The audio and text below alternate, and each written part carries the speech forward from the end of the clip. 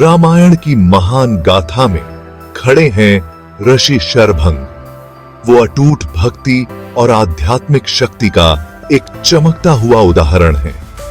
उनकी कहानी गहन ज्ञान से भरी हुई है। यह सत्य और धार्मिकता के साधकों के लिए शिक्षा प्रदान करती है। शरभंग का जीवन तपस्या की शक्ति का प्रमाण था। उन्होंने खुद को कठोर आध्यात्मिक साधनाओं के लिए समर्पित कर दिया। वो ज्ञान और आध्यात्मिक मार्गदर्शन के प्रकाश स्तंभ बन गए। ऋषि शरभंग की कहानी उनके माता पिता, पवित्र राजा प्रजापति और उनकी पत्नी से शुरू होती है। पुत्र की चाह में उन्होंने घोर तपस्या और यज्ञ किए। भगवान विष्णु ने उन्हें एक अद्भुत पुत्र का आशीर्वाद देने का वादा किया। दिव्य वचन के अनुसार शरभंग का जन्म हुआ। छोटी उम्र से ही उन्होंने आध्यात्मिक गतिविधियों के प्रति झुकाव दिखाया। उन्होंने तपस्या का जीवन शुरू किया। वो अपनी बुद्धि, तपस्या और भगवान विष्णु के प्रति अटूट भक्ति के लिए जाने गए। शरभंग की तीव्र तपस्या और अटूट भक्ति किसी से छिपी नहीं रही।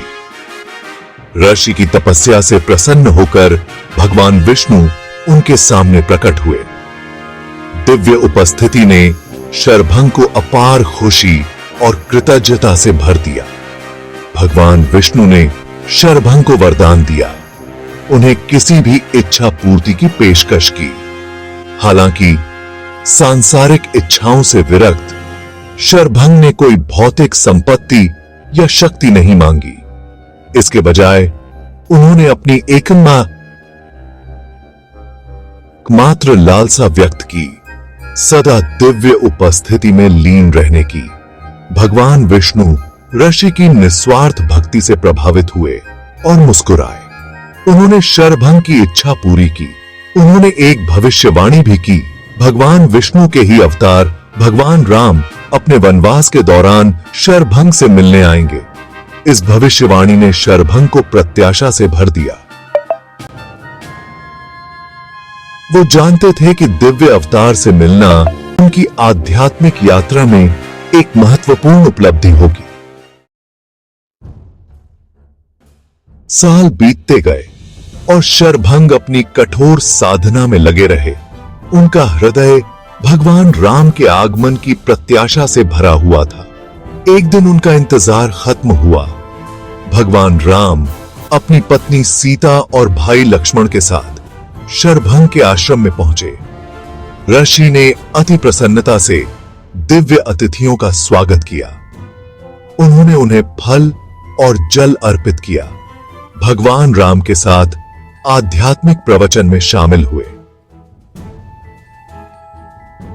उन्होंने भगवान राम के धर्म और धार्मिकता के बारे में पूछे गए सवालों के जवाब देते हुए अपनी बुद्धि और अंतर्दृष्टि साझा की।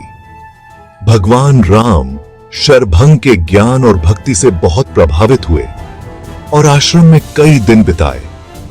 यह मुलाकात एक महत्वपूर्ण अवसर थी, जो भक्ति की शक्ति और शुद्ध हृदय से जो लोग इसकी तलाश करते हैं, उनके लिए ईश्वर की सुलभता का प्रमाण थी। 5वां भाग, नश्वर देह का त्याग।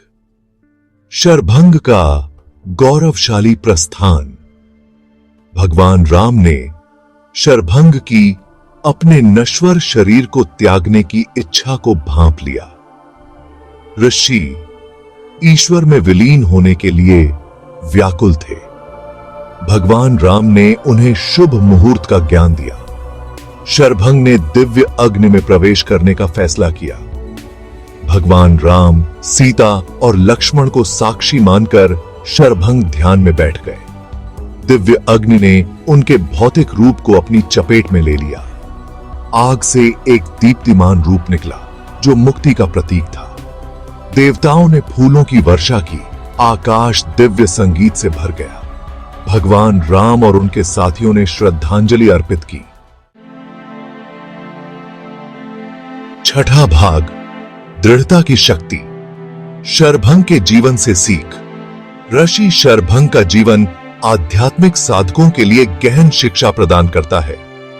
भगवान विष्णु के प्रति उनकी अटूट भक्ति, अपनी आध्यात्मिक साधनाओं के प्रति उनका समर्पण और सांसारिक इच्छाओं से उनका वैराग्य आत्मज्ञान चाहने वालों के लिए मार्गदर्शक सिद्धांत हैं। शरभंग की कहानी हमें दृढ़ता की शक्ति सिखाती है। वो अपने आध्यात्मिक लक्ष्यों के प्रति अपनी प्रतिबद्धता में कभी डगमगाए बिना अपनी आध्यात्मिक खोज में दृढ़ रहे। उनका जीवन दर्शाता है कि निरंतर प्रयास और अटूट विश्वास से महान आकांक्षाओं की प्राप्ति भी हो सकती है।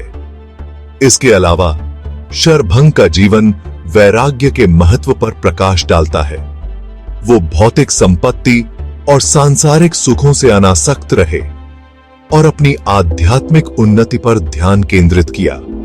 उनकी कहानी हमें सिखाती है कि सच्चा सुख और पूर्णता बाहरी उपलब्धियों में नहीं, बल्कि आंतरिक शांति और ईश्वर से जुड़ाव में है। 7वां भाग, प्रेरणा की विरासत, शरभंग का स्थायी प्रभाव। हालांकि ऋषि शरभंग की भौतिक उपस्थिति ने इस सांसारिक क्षेत्र को छोड़ दिया होगा, लेकिन उनकी विरासत अनगिनत व्यक्तियों को प्रेरित करती रहती है। उनकी कहानी पीढ़ी दर पीढ़ी चली आ रही है, आध्यात्मिक ज्ञान चाहने वालों के लिए आशा और मार्गदर्शन का काम करती है। ऋषि शरभंग को समर्पित मंदिर और धार्मिक स्थल उनके स्थायी प्रभाव के प्रमाण हैं। भक्त ऋषि को श्रद्धांजलि अर्पित करने और उनका आशीर्वाद लेने के लिए इन पवित्र स्थानों पर जाते हैं। वे उनकी कहानी में सांत्वना पाते हैं, उनकी अटूट भक्ति और आध्यात्मिक शक्ति से शक्ति प्राप्त करते हैं। शरभंग का जीवन हमें याद दिलाता है कि आत्मज्ञान का मार्ग किसी के लिए भी प्राप्य है, जिसके पास अटूट विश्वास, समर्पण और एक शुद्ध हृदय है। उनकी कहानी समय और संस्कृति से परे है, जो सार्वभौमिक सत्य प्रदान करती है, जो पीढ़ी दर पीढ़ी आध्यात्मिक साधकों के साथ प्रतिध्वनित होती है। 8वां भाग, निष्कर्ष, ऋषि शरभंग का कालातीत संदेश। रामायण की भव्य कहानी में ऋषि शरभंग की कहानी हालांकि संक्षिप्त है, लेकिन उज्जवल रूप से चमकती है। वो सभी उम्र के आध्यात्मिक साधकों के लिए एक कालातीत संदेश पेश करते हुए भक्ति, दृढ़ता और वैराग्य के आदर्शों को मूर्त रूप देते हैं। उनका जीवन हमें सिखाता है कि सच्ची पूर्णता सांसारिक संपत्ति या उपलब्धियों में नहीं, बल्कि ईश्वर से जुड़ने में है। शरभंग की विरासत हमें प्रेरित करती रहती है, हमें याद दिलाती है कि आत्मज्ञान का मार्ग अटूट विश्वास, समर्पण और शुद्ध हृदय से प्राप्त किया जा सकता है। उनकी कहानी आशा की किरण के रूप में कार्य करती है, जो हमें उद्देश्य, अर्थ और आध्यात्मिक मुक्ति से भरे जीवन की ओर